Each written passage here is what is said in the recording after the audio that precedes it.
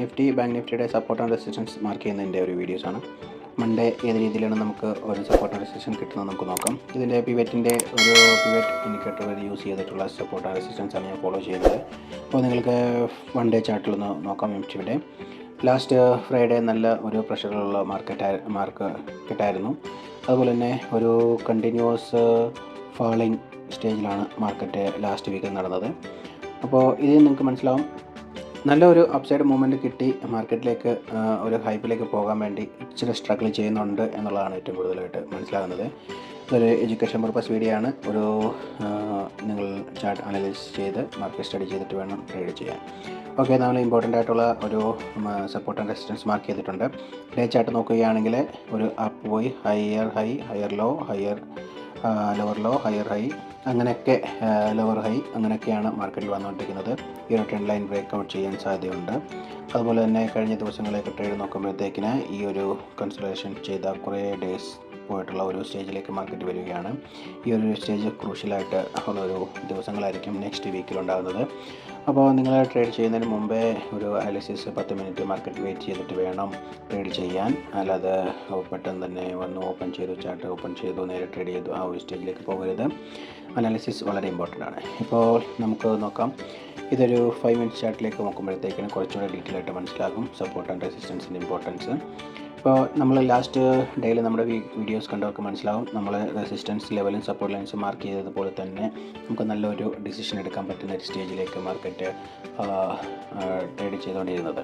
അപ്പോൾ ഈ ഒരു സ്റ്റേജിലേക്ക് ബ്രേക്ക് ചെയ്യുന്ന സമയത്ത് ഡൗൺ ട്രെൻഡിലേക്ക് ഫാൾ വന്നു, അത് അങ്ങനെ സംഭവിച്ചു. അവിടുന്ന് അടുത്തൊരു സ്റ്റേജ് നമ്മൾ മാർക്ക് ചെയ്തേക്കുന്ന അവിടേക്ക് മാർക്കറ്റ് വന്ന് ആ സപ്പോർട്ടിനെ റെസിസ്റ്റൻസ് ആയിട്ട് ഫേസ് ചെയ്തിരിക്കുവാണ്. ഈ ഫ്രൈഡേ ഇൻഡെക്സുകൾ ഏകദേശം ഓൾമോസ്റ്റ് എല്ലാ ഇൻഡെക്സുകളും നെഗറ്റീവിലേക്ക് പോവുകയായിരുന്നു. ബാങ്ക് നിഫ്റ്റിയിൽ 500-ൻ്റെ മൂവ്മെൻറ്റ്സ് ഉണ്ടായിട്ടുണ്ട് നെഗറ്റീവിലേക്ക്. അതുപോലെ തന്നെ നിഫ്റ്റിയുടെയും 140 എബോവ് പോയിട്ടുണ്ട്. മിഡ് ക്യാപ്പ് സ്മോൾ ക്യാപ്പിലൊക്കെ 140, അതുപോലെ തന്നെ 500 ആ റേഞ്ചിലേക്കൊക്കെ അതിലും മാർക്കറ്റ് ഡൗൺ ട്രെൻഡിലേക്ക് വന്നിരിക്കുന്നു. ഇപ്പോൾ മൺഡേ കുറച്ച് റിസൾട്ടുകൾ വെയിറ്റ് ചെയ്തിരിക്കുന്നത് HDFC അതുപോലെ തന്നെ റിലയൻസിൻ്റെ റിസൾട്ടുകൾ വരുന്നു. അതനുസരിച്ച് നോക്കുമ്പോഴത്തേക്കിന് ഡിപ്പെൻഡ് ചെയ്യുന്ന നല്ലൊരു വോളറ്റൈൽ മാർക്കറ്റ് ഉണ്ടാകാൻ സാധ്യതയുണ്ട്. കൂടെ നമ്മുടെ ഈ ഒരു ട്രെൻഡിൽ നോക്കുകയാണെങ്കിൽ ഡൗൺ ട്രെൻഡിൽ നിന്ന് അപ്സൈഡിലേക്ക് പോകാൻ മാർക്കറ്റ് സ്ട്രഗിൾ ചെയ്യുന്ന സമയത്ത് അവിടുന്ന് ഒരു കൺഫർമേഷൻ കിട്ടുന്നതിനൊക്കെ വേണ്ടിയാണ് വെയിറ്റ് ചെയ്ത് 10 മിനിറ്റോളം അല്ലെങ്കിൽ മോർണിംഗ് ടൈമിലെ ഒരു റഷിന് ശേഷം മാർക്കറ്റിൽ ട്രേഡ് ചെയ്യാമെന്ന് പറഞ്ഞത്. അപ്പോൾ നമുക്ക് ഇതിനകത്ത് ഏതൊക്കെയാണ് ഒരു സപ്പോർട്ട് ആൻഡ് റെസിസ്റ്റൻസ് ആയിട്ട് ഫേസ് ചെയ്യുക എന്നുള്ളത് നമുക്ക് നോക്കാം. മേജർ ലെവൽസാണ് അടയാളപ്പെടുത്തിയിരിക്കുന്നത്. 25,300, അതുപോലെ തന്നെ 25,250 റേഞ്ചിലായിരിക്കും അപ്പർ സൈഡിൽ ഒരു റെസിസ്റ്റൻസ് ഫേസ് ചെയ്യുക. ഇമീഡിയറ്റ് ആയിട്ട് റെസിസ്റ്റൻസ് ഫേസ് ചെയ്യാനുള്ള പ്ലേസ് നോക്കുമ്പോഴത്തേക്കിന് 25,100 അതുപോലെ തന്നെ 25,750, അതായത് 550 ഒരു പോയിൻറ്റ്സ് റേഞ്ചിൽ ഈ ഒരു റേഞ്ചിൽ നമുക്ക് റെസിസ്റ്റൻസ് ഫേസ് ചെയ്യാവുന്നതാണ്. അതിനുശേഷം മാർക്കറ്റ് ഡൗൺ ട്രെൻഡിലേക്ക് വന്നാൽ ഇമീഡിയറ്റ് ആയിട്ട് ആക്ട് ചെയ്യുന്ന ഒരു റെസിസ്റ്റൻസ് ലെവൽ എന്ന് പറയുന്നത് നമുക്ക് ഇതിനകത്ത് അതിലേക്ക് പറയുന്നത് മോസ്റ്റായിട്ട് നമുക്ക് നോക്കാൻ പറ്റുന്ന ഒരു ലെവൽസാണ് 24,750 തൊട്ട് 24,720 ആ റേഞ്ചിലൊക്കെ 50 പോയിൻറ്റ്സ് റേഞ്ചിലായിരിക്കും ഈ ഒരു സപ്പോർട്ട് റെസിസ്റ്റൻസിലേക്ക് മാർക്കറ്റ് വരിക. അപ്പം നിഫ്റ്റിയുടെ ഓവറോൾ വ്യൂസ് നിങ്ങൾക്ക് മനസ്സിലായെന്ന് വിചാരിക്കുന്നു. നിഫ്റ്റിയുടെ ഓവറോൾ വ്യൂ നിങ്ങൾക്ക് കിട്ടിയെന്ന് വിചാരിക്കുന്നു. അതുപോലെ തന്നെ ബാങ്ക് നിഫ്റ്റിയിൽ എന്താണ് മൂവ്മെൻറ്റ്സ് നടക്കുന്നത് നമുക്ക് നോക്കാം. സപ്പോർട്ട് ആൻഡ് റെസിസ്റ്റൻസ് വളരെ പവർഫുള്ളായിട്ടുള്ള ഒരു സെറ്റപ്പാണ്. അതിൽ നിങ്ങൾ പ്രൈസ് ആക്ഷൻ കൂട്ടത്തിൽ ട്രേഡ് ചെയ്യുകയാണെങ്കിൽ നല്ലൊരു വിൻ ട്രേഡിലേക്ക് എത്താൻ സാധിക്കുന്നത്. ബാങ്ക് നിഫ്റ്റിയുടെ ഒരു ചാർട്ട് നമുക്ക് നോക്കാം. ബാങ്ക് നിഫ്റ്റിയിൽ നിങ്ങൾക്ക് കാണുന്ന 5 മിനിറ്റ്സിൻ്റെ ചാർട്ടാണ്. ആ സെറ്റീസ് നമ്മൾ നോർമലി സപ്പോർട്ട് ആൻഡ് റെസിസ്റ്റൻസിനെ മാർക്ക് ചെയ്തിട്ടുണ്ട്. അതിൽ നമുക്ക് നോക്കുകയാണെങ്കിൽ നിങ്ങൾ പഴയതുപോലെ തന്നെ സെയിമായിട്ട് നമ്മൾ ഫോളോ ചെയ്തിരിക്കുന്ന കുറേ സപ്പോർട്ട് ആൻഡ് റെസിസ്റ്റൻസുകളുണ്ടായിരുന്നു. അതിൽ തന്നെ നമ്മൾ മുന്നോട്ട് നോക്കുകയാണെങ്കിൽ ഒരു 5 മിനിറ്റ്സ് ചാർട്ടായിരുന്നു ഇത്. വൺ ഡേ ചാർട്ടിലേക്ക് നമുക്ക് പോയി നോക്കാം. വൺ ഡേയിലും കുറച്ചുകൂടെ ക്ലാരിറ്റി കിട്ടും. ക്യാൻഡിൽ സെക്ഷൻ്റെ ഒരു മൂവ്മെൻറ്റ്സ് എങ്ങനെ അതിൽ നിന്ന് മനസ്സിലാക്കാൻ സാധിക്കും.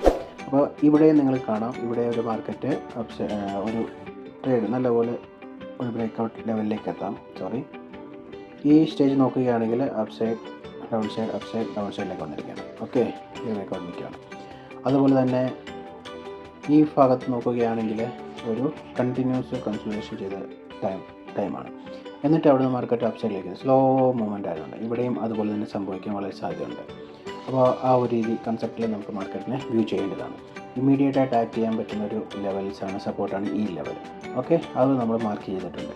അതിൽ ഇമ്മീഡിയറ്റായിട്ട് നാളത്തെ മാർക്കറ്റിൽ നോക്കുകയാണെങ്കിൽ 55,950 ആ റേഞ്ചിലേക്ക് മാർക്കറ്റ് ഒരു ഫാസ്റ്റ് സപ്പോർട്ടിൽ ഒരു ഫാസ്റ്റ് മൂവ്മെൻറ്റ് ഉണ്ടാകുന്ന സപ്പോർട്ടായിട്ട് എടുത്ത് കയറാൻ പറ്റും.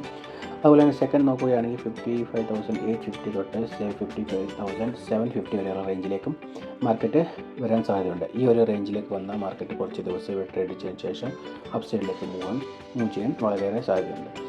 ഓവറോൾ മാർക്കറ്റിലെ ലാസ്റ്റ് വീക്കിലെ മൊമെൻറ്റ്സുകളൊക്കെ നോക്കുമ്പോഴത്തേക്കിന് നെഗറ്റീവ് ലെവലിലാണ് മാർക്കറ്റ് മൂവ് ചെയ്യുന്നത്. അപ്പോൾ ഒരു സെൻറ്റിമെൻ്റൽ അപ്രോച്ച് എല്ലാവർക്കും നെഗറ്റീവിലേക്ക് അല്ലെങ്കിൽ മാർക്കറ്റ് ഡൗൺ ട്രെൻഡിലേക്ക് വരാൻ സാധ്യതയുണ്ടെന്നാണ്.